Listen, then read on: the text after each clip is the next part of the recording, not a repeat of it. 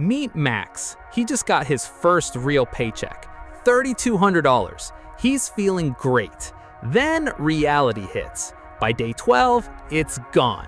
If this is you, this video will change how you think about money forever. Max isn't bad with money, he was just never taught how his brain works. Your brain is wired for survival, not savings. It wants resources now before they disappear.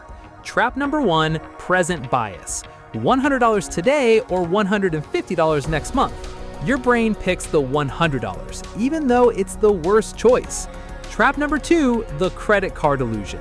Cash hurts, cards don't. That's why you spend way more. Trap number 3, lifestyle creep. You earn more, but spend more, and nothing changes. The solution isn't discipline, it's a system. Money flows automatically, before you can spend it. $200 saved instantly. Max saved $2,400 in 1 year. Next video, I'll show you the exact system.